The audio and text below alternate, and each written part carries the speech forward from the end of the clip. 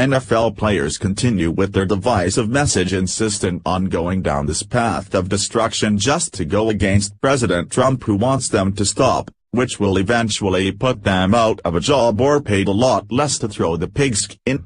Just when the league reached rock bottom, people watching the demise of what was once America's favorite sport were shocked when they saw what Arizona Cardinals receiver suddenly did out of nowhere when he booked it on field during the flag ceremony and confronted a U.S. airman from behind.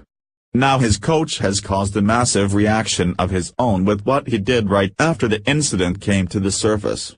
The NFL is no longer recognizable as America's favorite sport, as hundreds of thousands of fans have abandoned the stands, opting to spend 3 hours of their week supporting anything other than this political circus. Despite not every player in the league supporting the protests, those who do have ruined the industry for everyone.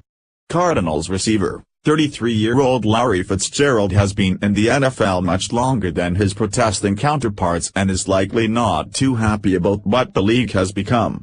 As we reported yesterday, a photo surfaced of what he did after running onto the field that shocked the entire stadium. Now, 24 hours after that was reported, the team is making news again for what his coach just announced.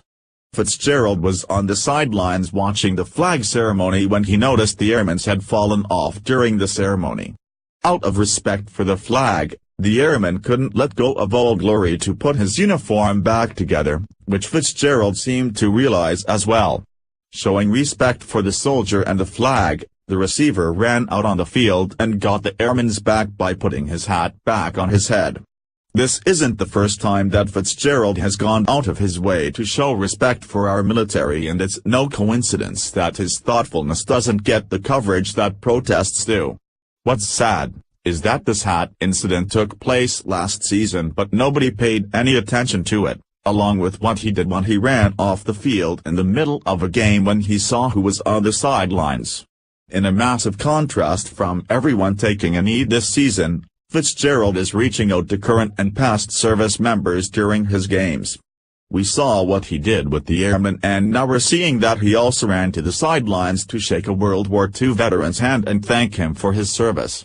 Despite being in the midst of a football game on November 22, Cardinals receiver Larry Fitzgerald took time to honor a veteran on the sidelines. AB 15 reported of the incident that took place in 2015 but went largely unnoticed, unlike all the protests since then.